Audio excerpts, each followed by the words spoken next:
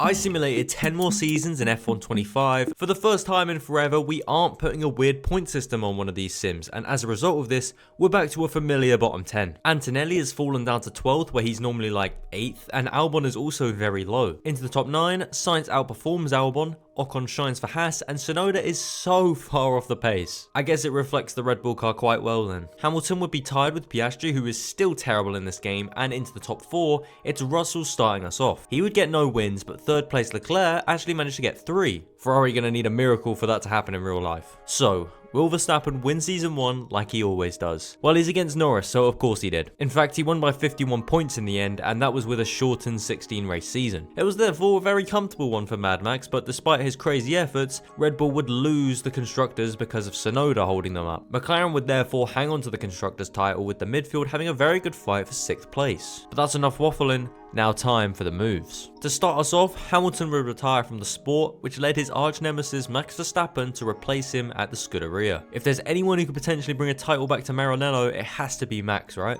Sorry, Leclerc. Norris would go to Red Bull to replace Verstappen, Albon would graduate back to a top seat at McLaren, and Gasly would escape Alpine to join Williams. And finally, Bortoleto would go to Alpine, with Paul Aron joining the grid at Sauber. Into season 2. There's a lot less points in the bottom 10 this time around, and I'm noticing Haas falling off the pace completely and VCarb losing all of their pace. Stroll got onto the left side of the board with just 21 points as his teammate had 87, and the Williams were consistent again in 10th and 11th. Albon was terrible in the McLaren, and even Antonelli got ahead of him in 7th. Tsunoda has improved a bit, but it's still not looking good for him, and Piastri was 5th once again. In 4th, it's Leclerc with 4 wins, and in 3rd, it's Russell, who only managed 1 win in season 2. So the teams have swapped around, but would Verstappen come out on top again? I mean, of course he would, he's Max Verstappen. It was a bit closer this time around, but it was comfortable in the end for Verstappen as he takes his 2nd driver's title and gets Ferrari their 1st constructor's title in almost 20 years. Looking at the team standings, despite getting 56 less points than last year, Haas still finished 7th and Aston are closing in on Williams in 5th. Now for the moves. After 2 pretty terrible seasons, Tsunoda would be dropped by Red Bull as Ollie Behrman would step in, as Hajar moved seats to Haas and Maloney joined the grid with VCarb. Alonso would retire after 2 more years of carrying Aston and he would be replaced by Oscar Piastri. In his seat would come Carlos Sainz, who rejoins McLaren, and at Williams, Colapinto would go back to his first team for season 3. That's everything. Now let's see what happens in year 3. At the back, Sauber and VCarb wouldn't score a point as Alpine and Haas took all of them. But who's that in 11th and 12th? Sainz and Behrman were both out of the top 10 in their pretty good cars. Yuki, maybe I treated you too harshly. Antonelli has fallen down to 10th, and another faller is Alex Albon as he was in 9th. McLaren have gone from Norris and Piastri to Albon and Sainz, and it's completely killed the team. In 8th, it's somehow Colapinto for Williams, and in 7th, Stroll has actually got into triple digits. What is going on here? Russell and Leclerc are also not in the top 4, so something weird is definitely happening. In 4th, it's Norris for Red Bull, in 3rd, it's Verstappen,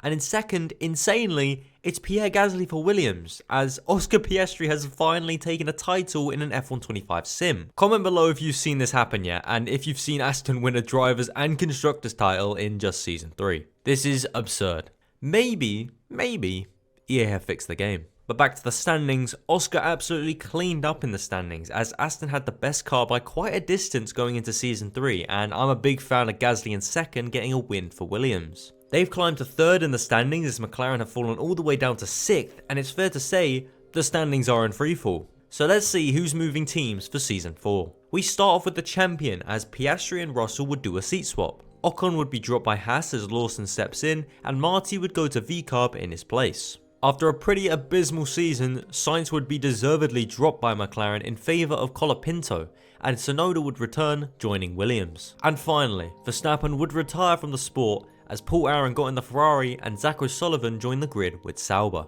Some pretty crazy moves here, I can't lie, so I'm going to leave you with the full results for season 3 as we move to year 4. It gets worse for Behrman as he's now in small text on the right side of the board. Maybe Yuki wasn't so bad after all, Red Bull. In 11th and 12th we have the Haas cars doing very well for themselves, and just ahead of them was Aron for Ferrari. Off the pace, yes, but not as bad as Behrman has been so far. We have a nice surprise in 9th as Colapinto manages his first win in F1 at the final race in Abu Dhabi. And there's more first time wins as Tsunoda managed one for Williams and Gasly picked up another one, as that team is still pretty decent after their success last season. Antonelli was a nice 6th place, only 2 points behind his old teammate Russell, and in 4th it's Leclerc as Albon has jumped from 9th to 3rd, Piastri has fallen from first to second, and Lando Norris has claimed his first title of the sim. And this shows just how bad Behrman was, because Norris actually won the championship with the same car. In the constructors, it's actually Mercedes on top with Red Bull second, Williams still third, and Aston all the way down in sixth. They really went all in for season 3, huh? 2019 Raptors looking our team. But Haas managed 100 points in 7th place, so it's looking up for the constructors. If only there was regulation changes to spice up the grid.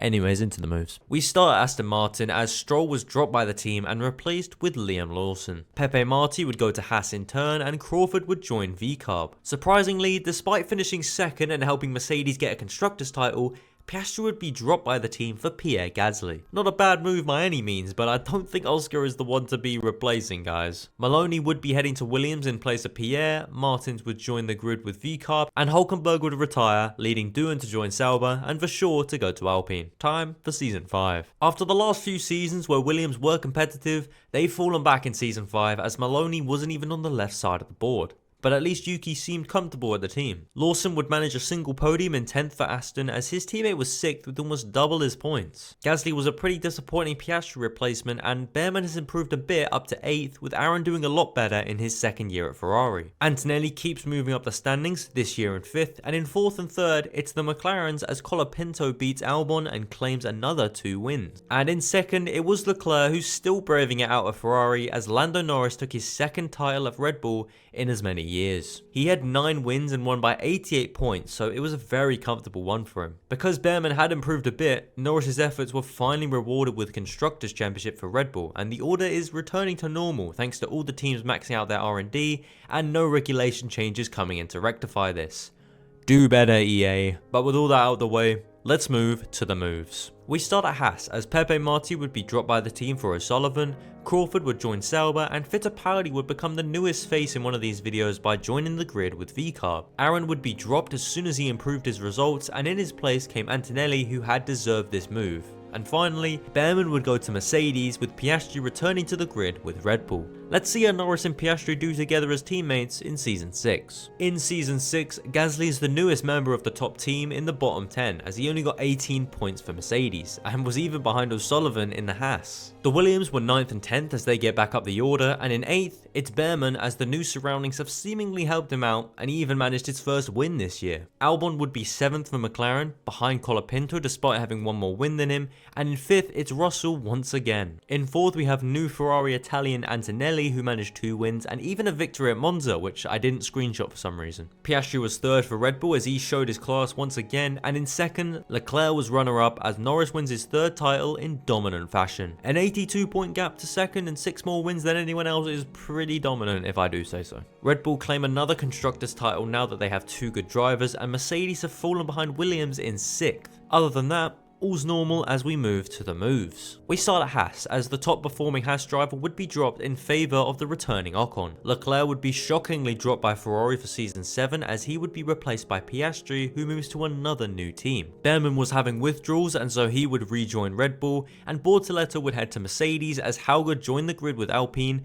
completing the drivers lineup for Season 7. So let's see how they do. In Season 7, Gasly has moved back into the left side of the board for Mercedes, but is still far off all his teammates, as Bortoleto was 40 points up the road in 8th. Williams were 9th and 10th again, and Tsunoda claimed yet another win in the midfield team. Colapinto has fallen down to 7th in the McLaren, as even Behrman got ahead of him in the Red Bull, and Russell was an inevitable 5th for Aston Martin. In 4th was Piastri, now his 5th team, and in 3rd, it's Albon. But in Season 7, we actually had a title fight that went right down to the wire. Both Norris and Antonelli could have won it going into Abu Dhabi, but in the end, it was Kimi as he beat out Lando by 13 points despite getting one less win than Norris. This title win means that Ferrari get back on top in the Constructors, with Red Bull just 30 points behind, and Aston are all the way up to 4th now because Mercedes is so bad. But with all that said, let's move to the moves. We start at Sauber, where Doohan was dropped by the team despite completely carrying them in the standings, standing. This meant that Marty would replace him there, and moving across to Williams,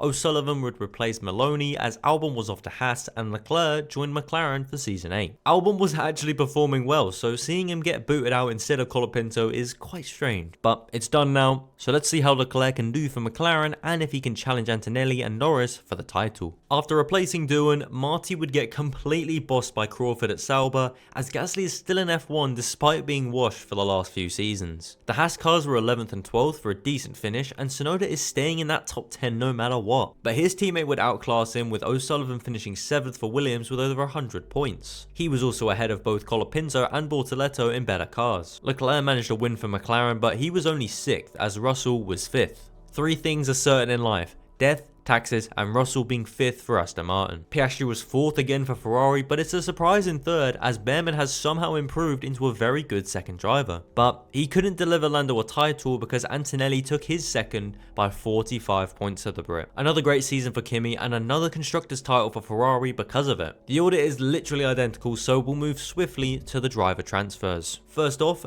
Doohan would join Haas, Marty was swapped by Sauber for Ocon, and Colapinto and Albon would do a seat swap.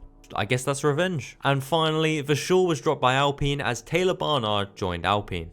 In season 9, Colapinto did terribly in the Haas team as Doohan almost 8x'd his points and Gasly was 10th for Mercedes. In 9th, Maloney outperformed O'Sullivan and Bortoleto wasn't much further ahead of his teammate in 8th. Behrman has fallen down to 7th in season 9 and of course Russell is in 5th for Aston Martin. In 4th it was Piastri once again, and just 4 points ahead it was Leclerc for McLaren. So that leaves us with Norris and Antonelli once again fighting for the championship. But this one might have been the most one-sided because Antonelli absolutely cleaned up. A 100 point gap to second is pretty insane for a 16 race season. Ferrari were the clear number 1 in the constructors therefore, and apart from that, nothing's really changed in the orders. So let's get into the transfers for the final season. We start at Ferrari where Piastri retired from the sport, leading Norris to join up with Antonelli at Ferrari, Bortoleto to go to Red Bull, Leclerc to join Mercedes, Colapinto moving to McLaren, and Paul Aron joining Haas. And finally, Behrman and Maloney would seat swap as Red Bull have elected for a fresh lineup for the final year. So let's see who will win out of the Ferrari drivers or if someone else can challenge for the title. So, when I simulate a season, I get to the end of the year and then screenshot the table and the results chart. And so I get to the end of season 10 ready to do just this, and the game crashes. I try and reload the game to get the screenshot and it doesn't let me into the save.